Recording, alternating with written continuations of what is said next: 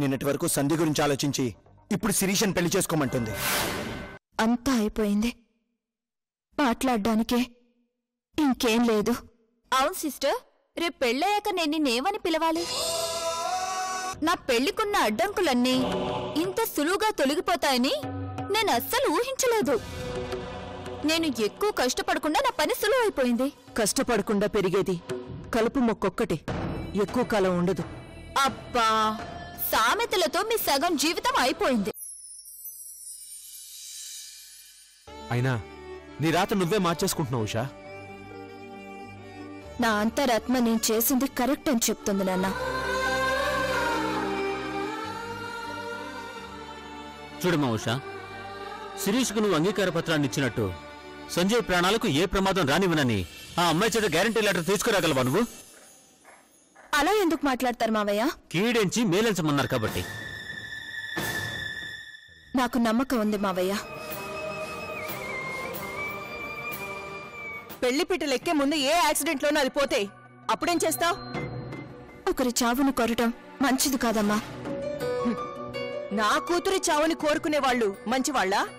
నేనెక్కడికి వెళ్తాను? బావ ఎదురుగానే కదా ఉంటాను. అలాంటి పిచ్చి కళ్ళలో మానే. పెళ్లి కొప్పించడానికి అది చెప్పిన మాయ మాటల్ని నమ్మకు. మీరెన్ని చెప్పినా నా నిర్ణయం మారదు. మార్చుకోవాలనుకున్నా ఆ అవకాశం నాకు లేదు. అవకాశాన్ని అంగీకార పత్ర రూపంలో ఆ శిరీషకిచ్చేశాను.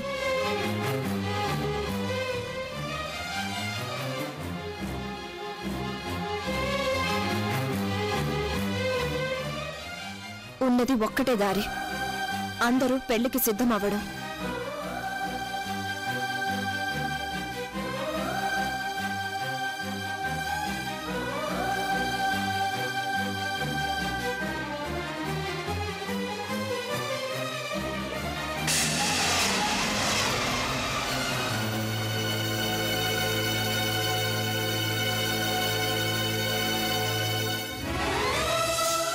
ఇంత మూర్ఖంగా ఎలా తయారయ్యింది?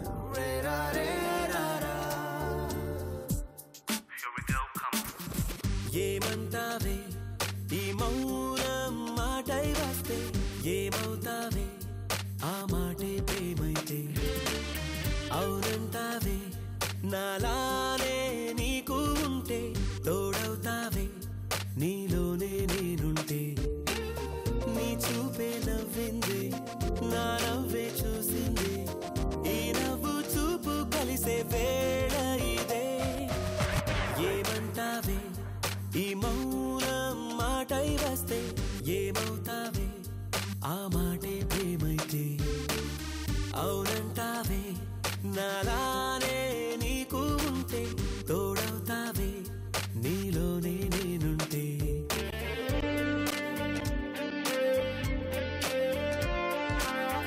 సంతోషం ఉన్నా సందేహంలోన లోన ఉంటావే ఎన్నాళ్ళైనా ఎవరివమ్మ. అంతా మాయేనా సొంతం కాలేనా నేనా అంటుందే ఏ రోజైనా నీ జత కోరే జన్మ. జవనమా జమున వనమా ఓ జాలే లేదా జంటై రావే ప్రేమ. ఏమంటావే ఈ మౌనం మాటై వస్తే, ఏమవుతావే ఆ మాటే ప్రేమైతే.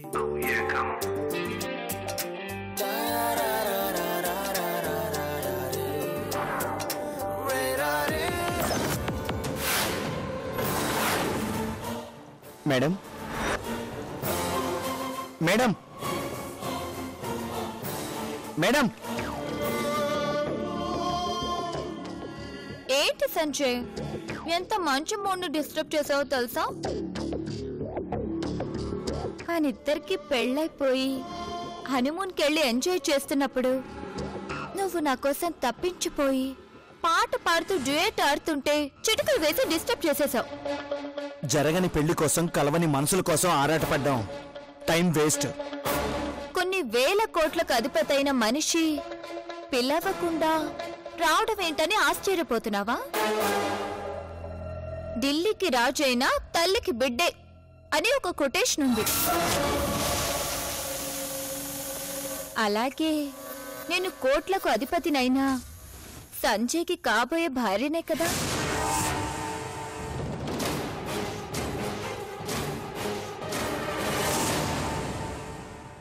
కట్టుకోబోయేవాడి కోసం నా కోట మెట్లు దిగి వచ్చేశాను. రామాయణంలో రాముడి కోసం కారడవికి వెళ్లిన సీతలా ఇంచుమించు నేను సీత లాంటి దాన్ని. అది పురాణం, దారుణం కాదు. ప్రాస పంచు రెండూ బాగున్నాయి. Get out from here. నీ మీద అటాక్ జరిగినప్పుడు ఎంతో ప్రేమతో నిన్ను చూడ్డానికి వస్తే ఆ రోజు గెంటేశావు. అప్పుడు నీ మీద నాకు లీగల్ రైట్స్ లేవు కాబట్టి వెళ్ళిపోయాను. ఇప్పుడు మాత్రం సంజయ్ మీద నీకు సర్వ హక్కులు ఉన్నాయని సుప్రీంకోర్టు శుభవార్త పంపిందా? ఎగ్జాక్ట్లీ సంజయ్, అలాంటిదే వచ్చింది. బట్ ఇచ్చింది సుప్రీంకోర్టు కాదు, ప్రియమైన నా సిస్టర్.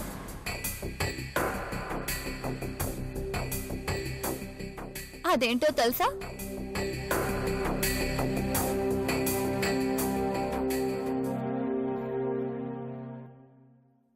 ఏంటది? నేను చెప్పడం కన్నా నువ్వు చదివితేనే చాలా బాగుంటుంది.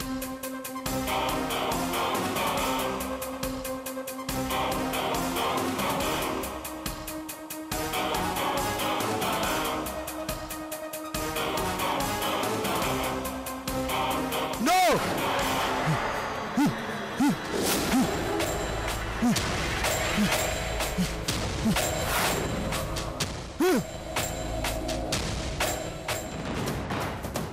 చించేసావేంటి సంజయ్? ఇవ్వడానికి అదెవరు, తీసుకోవడానికి నువ్వెవరు? నేను మనిషిని అనుకున్నారా, వస్తువులు అనుకున్నారా? నీ కోసం అంత త్యాగం చేసే భార్య దొరకడం నీ అదృష్టం సంజయ్. నోర్మై, ఎక్కువ మాట్లాడమంటే పళ్ళు రాలిపోతాయి. పోవే బయటికి. ఇదేదో పెద్ద ఆయుధంలో తీసుకొచ్చావు కదా, దిక్కున్న చోటుకు పోయి చెప్పుకోవే. పోవే.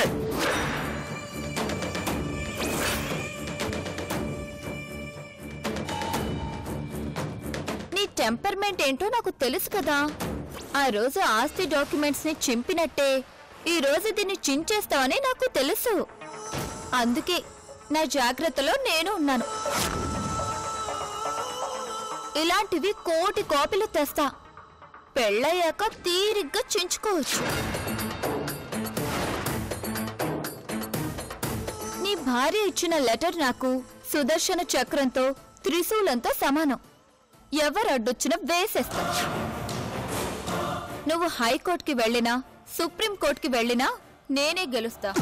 చావనైనా చేస్తాను గాని ఈ పెళ్లికి మాత్రం నేను ఒప్పుకోను. నువ్వు చచ్చిపోతే అందర్నీ చంపేసి శ్మశానం చేసేస్తా. ఎందుకు నన్ను వద్దంటున్నావు? ఆస్తి లేదా? అందం లేదా? మనసు లేదు. ఆకాశం అంత మనసుంది. 1000 అడుగుల నీ విగ్రహాన్ని కట్టుకునేంత చోటుంది. ఇంకేం కావాలి? నీతో నాకు ఆర్గ్యుమెంట్ అనవసరం. విను సంజయ్, బాగా విను. మొట్టమొదటిసారి నేను ఇష్టపడ్డది నిన్నే. ప్రపంచంతో పోరాడైనా సరే నిన్ను గెలుచుకుంటా. ముహూర్తం పెట్టించేస్తా. సిద్ధంగా ఉండు.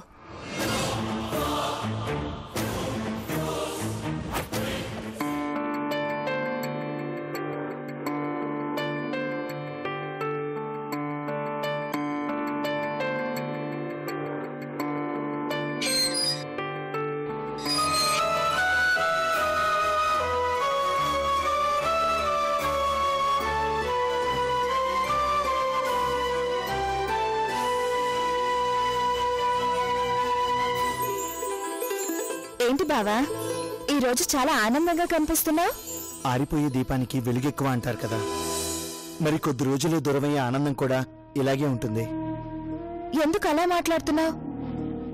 నిజమే మాట్లాడాను కదా ఉషా.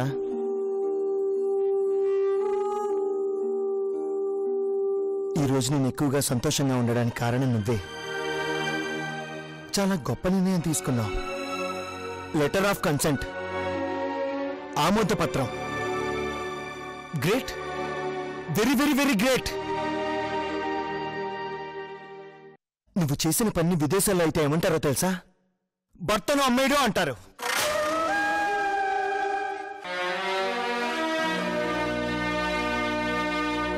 బావా, అవును ఉషా, ఏ మనిషి అయినా డబ్బు అవసరమైతే ఆస్తులు అమ్ముకుంటాడు, ఆత్మాభిమానాన్ని అమ్ముకోడు.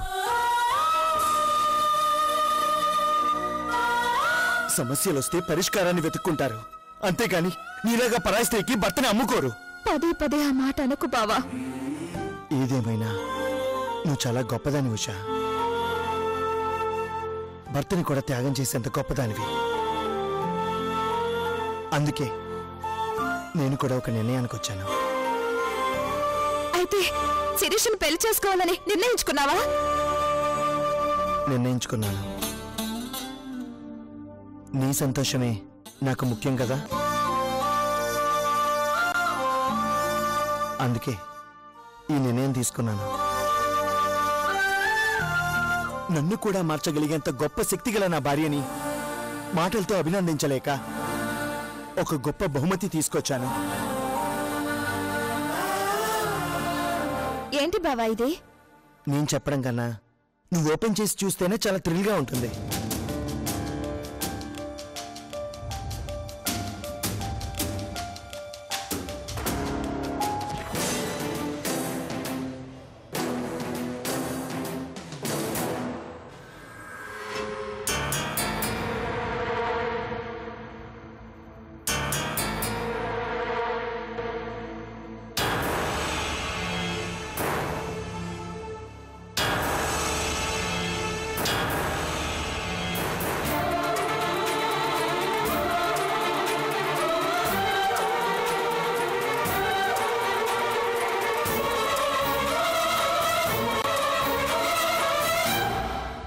ఏంటిది? మరణాన్ని జయించాలంటే అమృతం కావాలి. మరణం కావాలనుకుంటే విషం కావాలి.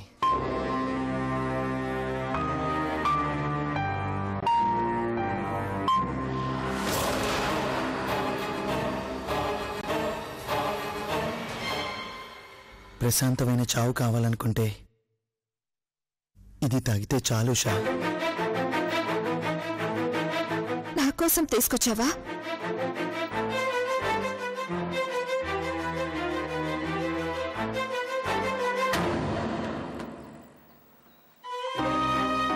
నేను చచ్చిపోతే ఏ సమస్య ఉండదని నువ్వు ఆలోచించింది కరెక్ట్ బావా.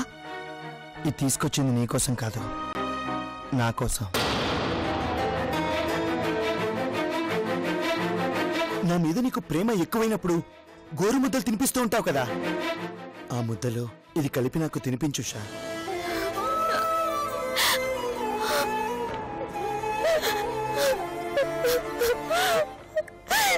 నిన్ను చంపుకునే దానిలా కనిపించానా బావా? నిన్ను కాపాడుకోవడం కోసం నేను చేస్తున్న ప్రయత్నాలన్నీ నీ చావును కోరుకున్నట్టు నీకు అనిపించాయా? నీ త్యాగాన్ని నేను డైజెస్ట్ చేసుకోలేకపోతున్నాను ఉషా.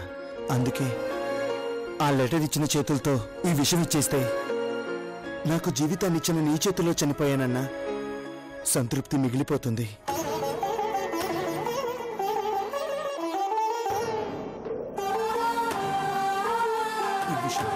ఇటు ఉషా. ఉషా ప్లీజ్ నా మాట విను. నీకేమైనా పిచ్చి పట్టిందా? ఉషా అది కాదు ఉషా, నేను చెప్పేది విను. ఉషా ఉషా ఇవ్వుషా, నా మాట విను ప్లీజ్ ఉషా. ప్లీజ్ ఉషా, ఉషా నా మాట విను ప్లీజ్. ఉషా నేను చెప్పేది విను ఉషా. ఉషా ప్లీజ్ నా మాట విను. ఉషా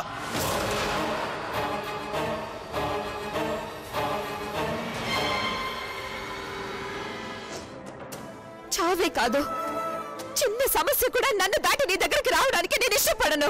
ఇంత ప్రేమన్న దానివి నేను లేకుండా ఎలా బతుకుదాం అనుకుంటున్నావు? నువ్వెప్పుడు నా గుండెల్లోనే ఉంటావు. నా మాట విను ఉషా. ఇంకేం మాట్లాడుకో. పద బాబా లోపలికి. పద పద.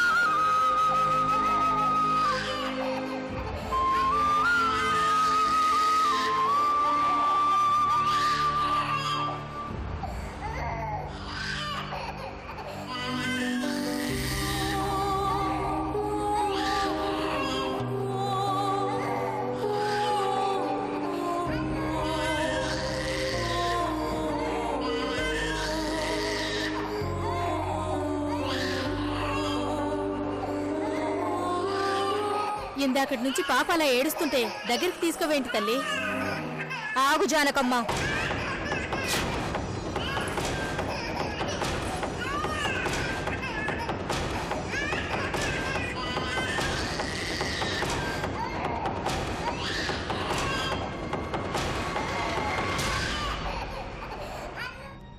దగ్గరకు వెళ్ళొద్దు, ఎత్తుకోవద్దు.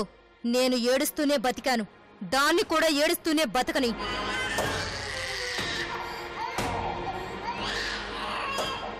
పాపం ఆకలవుతుందమ్మా. అవ్వని చంటి బిడ్డ మీద పగను ప్రదర్శించొద్దని ఇంతకు ముందే చెప్పాను కదమ్మా. వద్దని చెప్పాను కదా. నా మాటంటే భయం లేదా నీకు? అది కాదమ్మా. ఇంకేం మాట్లాడద్దు.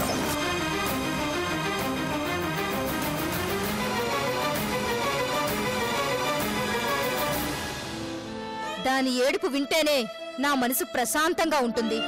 దాని ఏడుపే నా పగను ప్రతిక్షణం గుర్తు చేస్తుంది. నీ దృష్టిలో అది ఏడుపు, నా దృష్టిలో అది నన్ను సంతోషపెట్టే ఒక రాగం.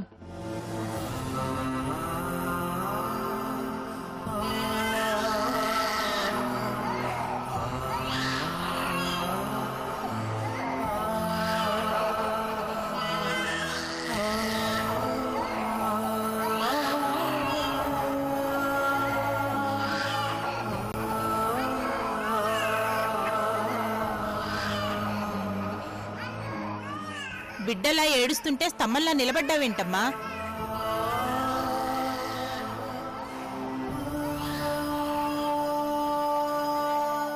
కన్న తల్లివి కనికరం లేకుండా అలా చోద్యం చూస్తూ కూర్చున్నావేంటి?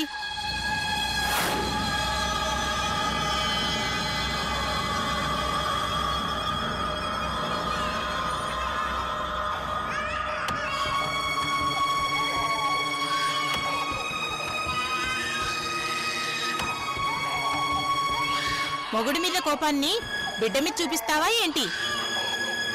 ఇంతకీ అది నీ బిడ్డేనా?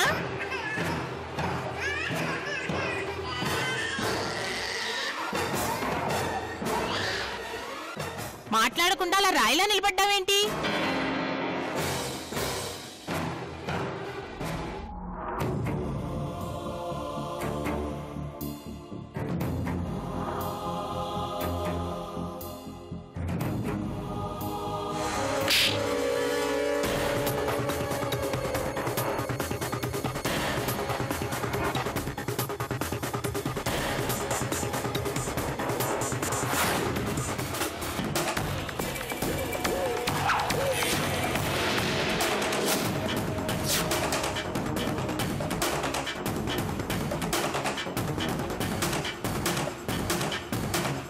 నీకు సంబంధం లేని విషయంలో నువ్వు తలదూర్చొద్దు.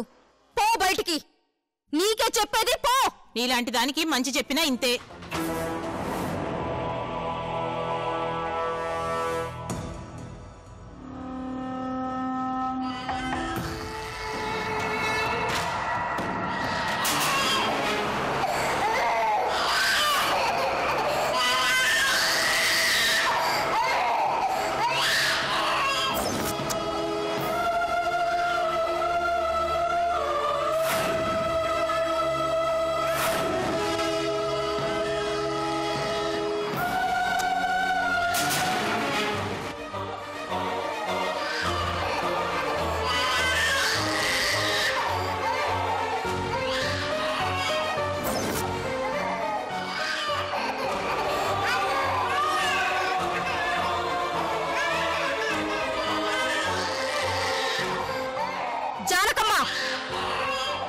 రక్తం వస్తుంది తల్లి. చచ్చిపోలేదు కదా. నువ్వు నన్ను చంపినా పర్వాలేదు, నీలా శిలలా ఉండలేను.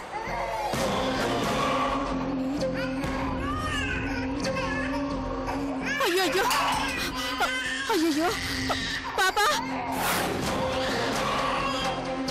అమ్మా, అయ్యో అయ్యో, అమ్మా అమ్మా అమ్మా అమ్మా, ఎంత పెద్ద దెబ్బ తగిలిందమ్మా, ఎంత రక్తం కారిపోతుందమ్మా. అమ్మా సంధ్య, హాస్పిటల్కి తీసుకెళ్దాం పదమ్మా. నేను రాను. ఏడవకమ్మా. అమ్మా విష్ణువర్ధన్ బాబు గారి కన్నా ఫోన్ చేయమ్మా. అక్కర్లేదు, నేను ఫోన్ చేయను. అమ్మా నువ్వు ఈ బిడ్డకి తల్లివి కాకపోయినా మరో బిడ్డకు జన్మనిచ్చిన తల్లివైతే, మాతృత్వం అంటే తెలిసిన దానివైతే, అభం శుభం తెలియని నీ పసిబిడ్డ మీద నీ పంతం చూపించకమ్మా. పాప ప్రాణాలకి ఏ ప్రమాదం జరగకముందే హాస్పిటల్కి తీసుకెళ్దాం పదమ్మా.